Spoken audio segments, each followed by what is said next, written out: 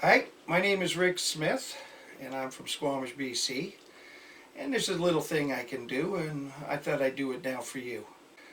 In 1943 and 1944, the NHL decided to put in the red line to make the NHL more skilled and better, and it improved the game. It was called the modern era, and that's when it started. When 1944, Maurice Richard picked up his first Stanley Cup. So in 1945, well, the Leafs, they took the cup in 1945.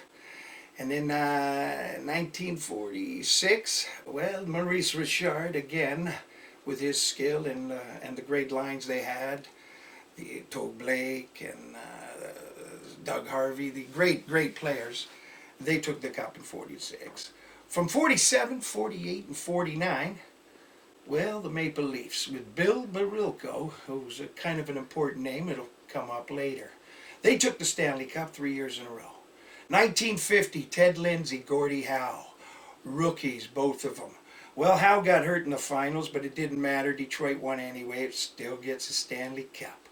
In 1951, Bill Barilko, he scored the famous goal. Anyone who knows the hip knows the story. Bill Barilko scored and was killed in a plane crash that summer on a fishing trip. Kind of sad, because it took the Leafs a long time to win again, because in 1952, the Detroit Red Wings decided to take that Stanley Cup back again. Well, 1953 came up, and finally, Maurice, they hadn't won it since 46, they took the cup again in 53. 54, 55, Gordie Howe, Ted Lindsay, they could not be stopped. No one could stop them. They had Terry Sawchuk in goal. Their defense with Red Kelly, unbelievable. They took 2 cups in a row. Well, that was it after that. Todd Blake became the coach of the Montreal Canadiens. And from 1956 to 1965 straight years, the Montreal Canadiens won the cup with Beliveau, Maurice Richard, Dickie Moore, Doug Harvey, Jacques Plante, the creator of the mask. They were unstoppable. Well, Maurice quit in 1960, and maybe that was a omen, because 2 young players came out of nowhere. Stan Mikita and Bobby Hall. They were unbelievable. Who are these kids with their curved sticks and their wicked slap shots? This is unbelievable. So the Hawks took the cup in 61, and they hadn't won it since 38, so it was a huge, big deal. Anyway, 62, 63, 64, Tim Horton, my God, forget about coffee. Tim Horton was a defenseman, a solid defenseman. And with Dave Keon and George Armstrong, the great teams they had, unbelievable. They took the Stanley Cup those 4 years. 65, 66, well, the Montreal Canadiens, Jean Beliveau, the new captain of the Montreal Canadiens, finally won the cup. And it was quite spectacular. In 65, he was the first winner of the Conn Smythe Trophy as the best player in the playoffs. 1966, like I said, Montreal got the cup. 67, the old-time Toronto Maple Leafs. They had the oldest team in the league, but they still had the young Dave Keon, and they took the cup in 67, and everyone knows they haven't won the cup since. But you never know. In 68, 69, expansion years, they put St. Louis in the finals. My God, it was horrible. 4 straight, boom, bang, boom, the cup goes to Montreal. 1970, this kid came from nowhere. They all kind of saw him play, and they go, who is this number 4 kid who can stick handle and skate at the same time and scores from defense and gets 20, 30 goals a season? Bobby Orr. And the Boston Bruins took the cup, and what a goal. It's the most famous pitcher in the world, Orr flying through the air after he scored the overtime winner. Of course, 4 straight, poor St. Louis. 1971, well, the NHL changed the rules a few ways because they knew they couldn't have that poor St. Louis get slaughtered 4 years in a row. So they made it so that teams kind of played everybody. And in the first round, Montreal beat Boston, and you know the winner of that series was winning the cup, because this guy named Ken the damn Dryden came out of nowhere, comes out of college, plays 6 games in the season, boom! Before he's even a rookie, he's got the Stanley Cup in his pocket. 1972, well, Boston said on one leg, Bobby Orr said, I'm going to win the cup, and he did on one leg, because he couldn't play for his country in 72 September because his knee exploded. It was destroyed. And because of that, we had to beat the Russians 4-3. Poor Russians. We would have beat them 8 straight. 1973, well, Ken Dryden was a spectacular. They had Guy Lafleur, they had Henry Richard, they had the young defenseman Larry Robinson, Serge Savard. They were spectacular. Defense was incredible. Also Guy Lapointe, I should mention. They took the Stanley Cup. But in the finals, with the two best goalies in the world, Tony Esposito and Ken Dryden, the average game was 7-6, and you knew hockey was changing. Wow, 7-6 in the finals to win the cup. 1974, the Broad Street Bullies. I'll never forget them because Bobby Orr and the Bruins lost to the first expansion team to win the Stanley Cup, Philadelphia Flyers. Took Boston down because of a damn French goalie, no offense. Bernie Perrant, spectacular. Wins the final game, Game 6, 1-0. Even though Bobby Orr was all over the ice, he could not score. No one could beat Perrant. Flyers take the cup. 1975, they beat the hell out of everyone. No one could touch the Flyers. They just bitched, slapped everyone. I know I shouldn't say that, but that's what they did. And they intimidated their way to a second cup in a row. Of course, Bernie was spectacular. Well, 1976, Guy Lafleur was a superstar. No one could touch him. The year before, he got 125 points. The only reason he didn't win the scoring race because Bobby Orr in his last season got 140 points. So what can you do? But Lafleur was spectacular with Steve Shutt, Jacques Lemaire, Yvan Cornway, Larry Robinson, Guy Lapointe, Serge Savard, and of course Ken Dryden. 4 Stanley Cups in a row, 76, 77, 78, 79. It made me sick because they kept beating Boston, which is a hint. But anyways, 1980, the New York Islanders, the second expansion team. They came in the early 70s, 1973, I believe, and they won with Dennis Potvin, Mike Bossy, Brian Trottier. They were spectacular. Chico Resch in goal, Billy Smith in goal, hacking people down. 4 cups in a row, 80, 81, 82, 83. Well, 1984, the year before, the Oilers lost in 83 to the Islanders. Gretzky and the boys wanted revenge, and they got it. They got to play the Islanders again in 84. And with Mark Messier intimidating with his elbows and their great speed and Gretzky's skill, they took their first Stanley Cup in 84. Everybody knew in 85 you can show up, but the Oilers are going to win the Cup. And that's exactly what happened. They won the Cup. But the average score again, 7-6, 8-7 finals. Unbelievable hockey. Tons of goals. People having fun. Pools started. Everybody's betting on pools. In 1986, the thing exploded. Calgary upset the Oilers in the semifinals. They went on to play in the finals, but Montreal with the young goalie, Patrick Roy. Spectacular. They had an average team, but with Patrick Roy in that, the 1986 Cup was in the bag. 87-88, the Oilers made a comeback. Gretzky and the boys weren't going to be denied with Paul Coffey and Kevin Lowe, Charlie Huddy. Their goaltending spectacular with Grant Fuhr and Andy Moog. They took the Cup 2 years in a row. 1989, Calgary got their revenge. They got to play Montreal again. They had lost to them in 86. But this time, who cares about Patrick Roy and Doug Gilmour, who they had just picked up from St. Louis, and Al McInnes, who ended up winning the Conn Smythe, were spectacular. With Mike Vernon in goal, Calgary takes the Cup in 89.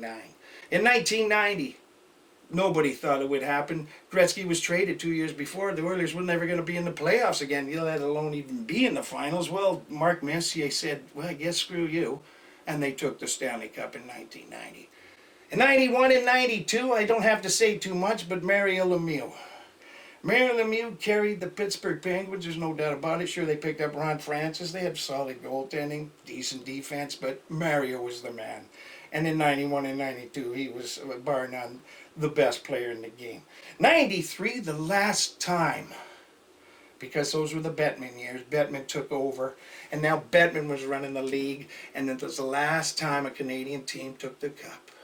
Patrick Roy was spectacular. It looked like Gretzky and the boys were going to do it. Gretzky was on LA now, and he finally looked like they were going to buy that Stanley Cup. They had Larry Robinson, they had Gary Curry, had half the Oiler team on their team.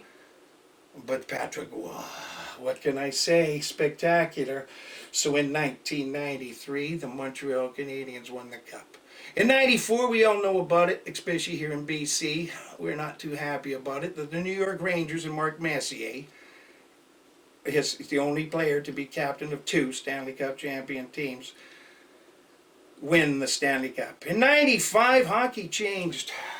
There was no more high-scoring games because the New Jersey Devils took the Stanley Cup that year, and Brodeur was the biggest goalie in the world, even though he was only 6 foot, 180 pounds. Unbelievable. So in 1996, the young Colorado Avalanche, who had just moved, been stolen from Quebec because of Bettman again. Thank you, Bettman. Colorado gets the best damn young team in the game with Joe Sakic, Peter Forsberg.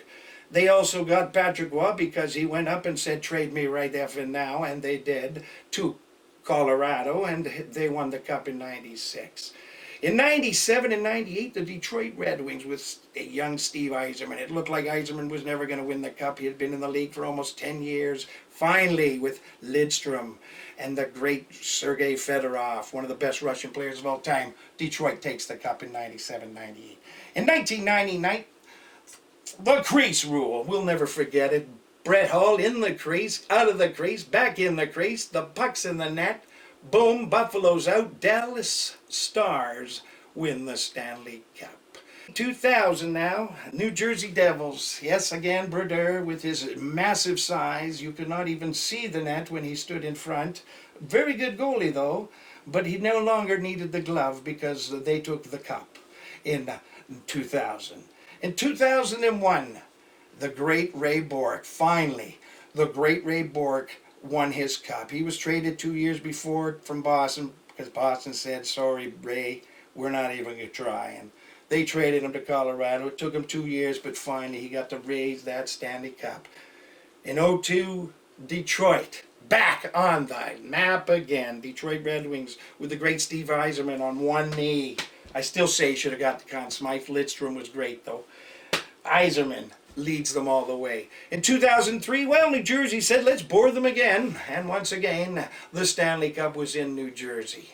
In 2004, finally, a Bettman team won. Tampa Bay Lightning took the Stanley Cup. Poor Calgary, they didn't have a chance. 2005, well, everybody knows who won the Cup in 2005. Bettman took the Cup in 2005. He took the Conn Smythe, he took the Art Ross Trophy, he took the Vezina. He got all the awards. The only one he didn't get was the Ted Lindsay Award because the players didn't vote for him.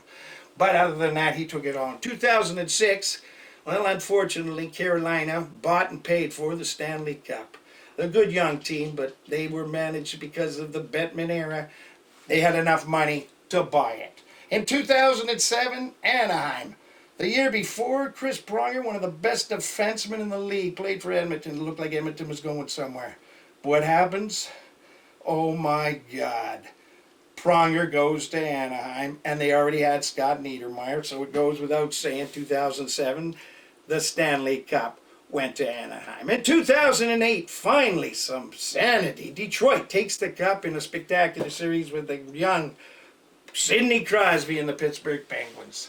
The following year, 2009, it looks like Pittsburgh-Detroit again, but this time Crosby comes on top with Malkin and a spectacular play from Letang and the Marc-Andre Fleury as a young goalie.